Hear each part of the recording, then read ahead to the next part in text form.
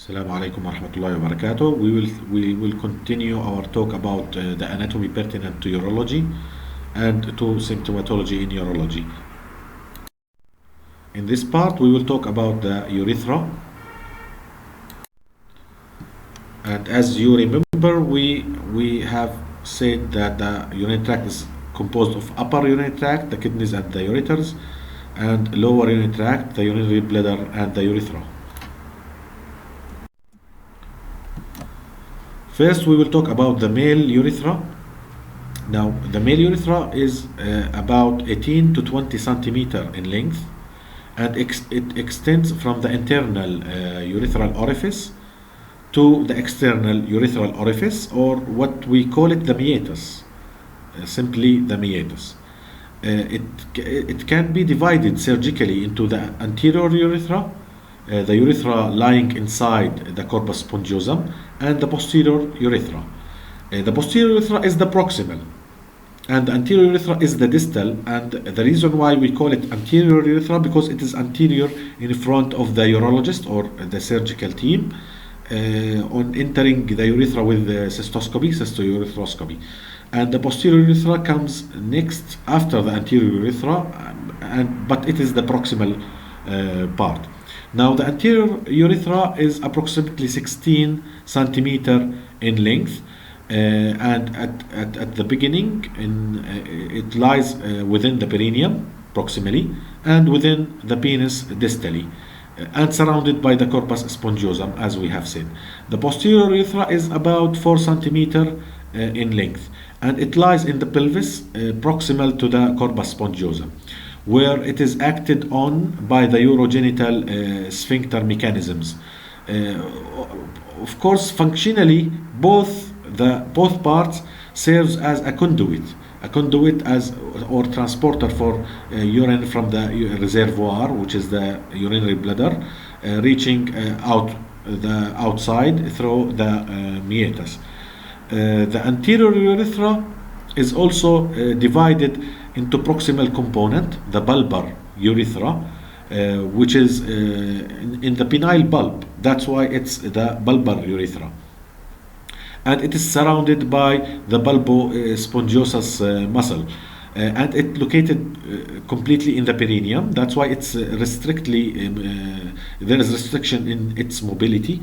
The mobile part which lies within the penis, we call it the penile urethra or the pendulous urethra, and it continues until the end, the tip of the penis. The posterior urethra is divided into 3 parts: the pre-prosthetic one, the prosthetic, then the membranous segment or the membranous urethra.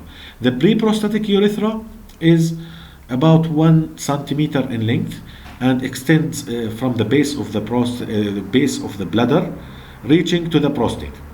So it's a very short segment, and as we have said in the last video, it is surrounded by a smooth muscles that is circular in shape, and it is part of the internal sphincter mechanism that is involuntary, of course, under involuntary control. And in this part also we have small suburethral glands that can also participate in the benign prostatic hyperplasia symptoms or the outflow obstruction in older men. Prostatic urethra is 3 to 4 centimeter in length and tunnels through the substance of the prostate, and inside the prostate it's closer to the anterior part of the prostate, so it's more anterior than posterior. The posterior surface is closer to the rectum on doing digital rectal examination, and it is continuous with the preprostatic part, of course, and emerges from the prostate slightly anterior to its apex. So the apex is behind the urethra at the termination, and throughout most of its length we have on the posterior wall of the urethra an elevation or a midline ridge. This ridge is called the urethral crest. Here it is, the urethral crest. It projects inside the lumen of the urethra, and on transverse section in histologic samples, it is crescentic in shape because of that. On each side of this crest we have a depression or a recess. This depression have what we call the prosthetic sinus. And this is because it is perforated by the openings or the orifices of 15 to 20 prosthetic ducts around the elevation. So it is inside the urethral depression or the sinus, prosthetic sinus. Now, this crest, it is elevated, but there is a hemisphere almost in the middle. This hemisphere, we call it the colliculus seminalis or the seminal colliculus, and it is called more famously the verumentanum. In spite of that, the word verumentanum means any elevation, but this is the common name, and it is very important surgically or urologically because this is considered the surgical landmark for the sphincter or the external sphincter. That's why inside some of the operations in the urology, such as the TURP, the transurethral resection of prostate, we do not do resection beyond or distal to this colliculus seminalis or the verumentanum because this risks to injure the external sphincter and having true incontinence. So it is the verumentanum is a surgical landmark for urethral sphincter. Now inside this colliculus seminalis or on its surface we have a central opening. We call it the utricle or the prostatic utricle. It's a blind sac approximately 6 millimeter long inside, of course. This utricle is known embryologically to be the corresponding of the uterus in the female, but it's in the male it's very rudimentary and small, but sometimes it can cause large cyst and cause some problematic obstruction to the ejaculatory ducts because the two openings also of the ejaculatory ducts are on both sides of this opening. Sometimes also the openings of the ejaculatory ducts comes inside the utricle, but more commonly it is on both sides of the utricular opening. Now, the lowermost part of the prostatic urethra, just before the membranous urethra, is fixed by the puboprostatic ligaments and it is immobile. So this part is immobile. Now let's come to the membranous urethra. The membranous part of the urethra is about 2 to 2.5 centimeter in length. It is considered to be the least dilatable part of the urethra. So its dilation is difficult. And with the exception of the external urethral orifice, it is the narrowest section of the urethra. So the meatus is the narrowest, then this is the second most narrow, or it can be considered the narrowest part of the urethra because the meatus is not part of the urethra. It is a separate part, and it is we can consider that the meatus is the narrowest part in the bladder outlet. Now, what does it mean, bladder outlet? Bladder outlet is the bladder neck. The first part is the bladder neck, which is part of the bladder, urinary bladder. Then comes the whole urethra as separately. Then comes the navicular fossa and the meatus. So those three parts are considered the bladder outlet, and we usually use in clinical practice a term called BOO, bladder outlet obstruction, to indicate that there is an obstruction, but we don't know in which part. A very common cause is, of course, benign prostatic hyperplasia. Also, meatal stenosis is not rare. It's very common also. Now, the membranous urethra descends slightly anteriorly after the prostate to form the bulbar urethra in the bulb, making a curvature because the urethra in the flaccid state is S-shaped. It is the first part of the S is the pendulous part, then the bulbar makes a curvature, then the prostate also and the bladder neck makes another curvature. Now, the wall of the membranous urethra has a muscular coat, small muscular bundles with fibroelastic tissue. Those muscular bundles contributes to the internal sphincter mechanism of the external sphincter. We will talk about that. Now, the urinary continent mechanism in the membranous urethra at this level is composed of radial folds of urethral mucosa. So the urethral mucosa is participating. Also, the submucosal connective tissue is participating with this continent mechanism, and the intrinsic urethral smooth muscles, the one that we have said inside the wall of the urethra, is contributing to continent mechanism. And we have the striated muscular fibers that also lies circularly around the smooth muscles. And those are striated muscular fibers that are under conscious control. Then comes the levator ani, or the pubourethral part of the levator ani. All of those are composing the external urethral mechanism that maintains the voluntary control over urine. The internal urethral mechanism is involuntary, so it relaxes with voiding, and you cannot contract them voluntarily, while the external urethral mechanism is under voluntary control. Now, in the membranous urethra, also around the membranous urethra, we have two glands that are called the Balboa urethral glands, and those glands are invested inside the sphincteric muscles. So they are, when muscles contracts, they aid in emptying those glands. And they empty during sexual excitement, of course, and the body of the glands is in the membranous urethra, while the ducts are more distal. Now, the anterior urethra, can be is totally embedded within the corpus spongiosum, and this have this anatomical location has some implications such as the urethral stricture formation, because the corpus spongiosum can participate in the hypertrophic scar formation inside the urethra.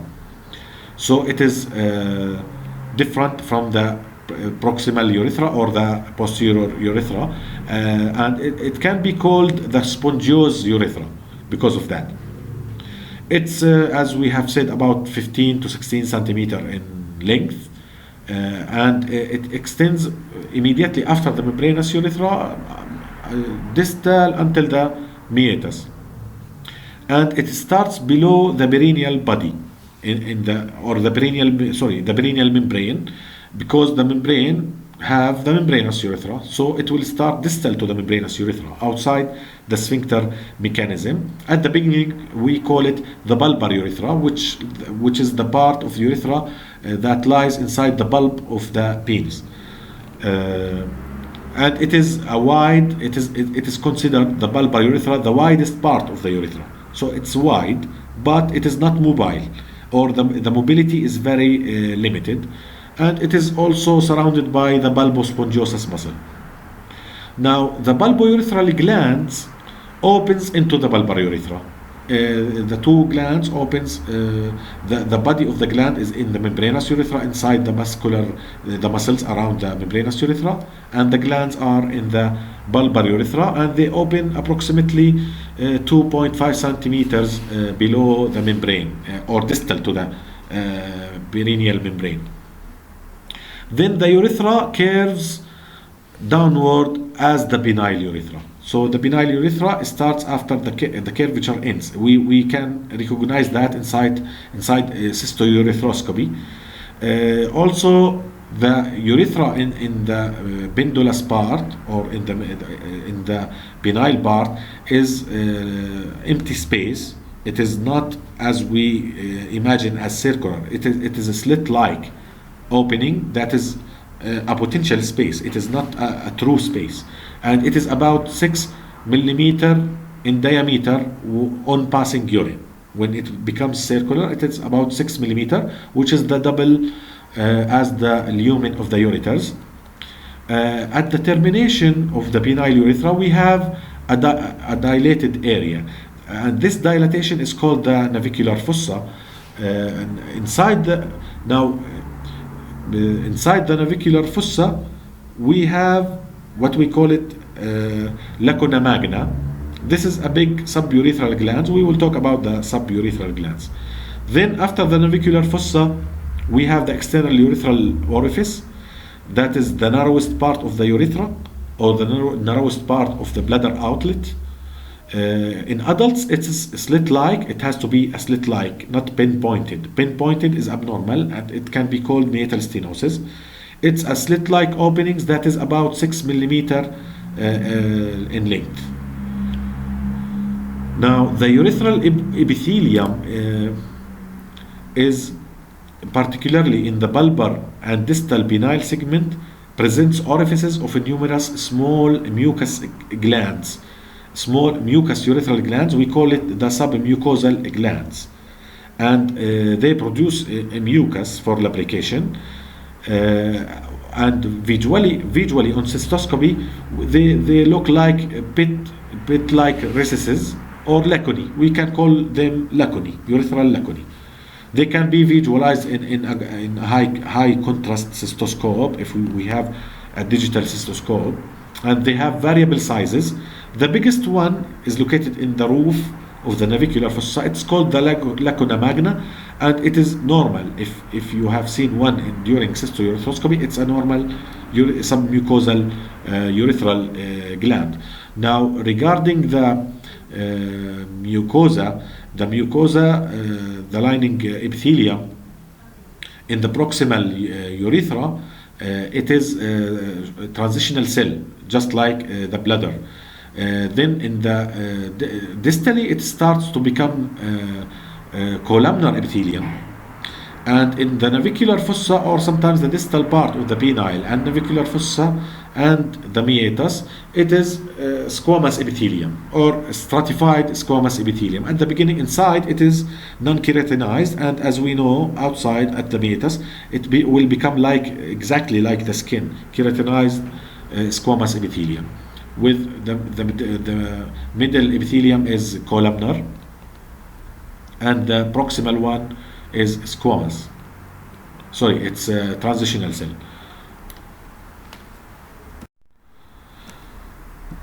Now, lastly, we will talk about the female urethra. The female urethra is short. It's about 4 centimeter in length, approximately like the posterior urethra in the male, and it begins in the internal urethral orifice and ends in the external urethral orifice in the that opens anterior to the. It is invested in the anterior vaginal wall, and it opens anterior to the vagina. Now it is suspended beneath the pubis by posterior pubourethral ligaments, suspensory ligaments. And of course, the urethra is a potential space also, just like in the male. It is not circular in shape. Also, it is 6 millimeter in diameter, like in the male. Now, the epithelium inside the female urethra is having also folds, like in the membranous urethra in the male, and those urethral folds participate in maintaining the continence in females. And one of those folds on the posterior wall also can be called the urethral crest. It's different than in the male, but it is called the urethral crests. Also, it has many small mucous urethral glands, or suburethral mucous glands, and they look like pit-like recesses or lacunae, and they open into the urethra and may give rise in some females to urethral diverticula or diverticuli. So urethral diverticula is a condition known in females. It's a dilated urethral gland, and on each side near the lower end of the urethra, Some of those glands are grouped together. They call it Skene's gland. So Skene's glands are simply urethral glands that is grouped to each other and forming one duct. We call it a paraurethral duct. And this duct runs down in the submucous tissue and ends as a small opening on the lateral margin of the external urethral orifices. Those are called Skene's glands, not Bartholini glands, not to be mixed by Bartholini glands that open into the vagina. Those are a little bit different. Now, regarding the epithelium, also it's a transitional cell epithelium in the proximal part, and we don't have columnar epithelium in the female, not like in the male. At the termination of the urethra, the epithelium turns into non-keratinized stratified squamous epithelium, and on the skin at the vestibule they become keratinized, of course. And this part is finished. So thank you very much for listening to this part. Hopefully next video we'll start talking about symptomatology.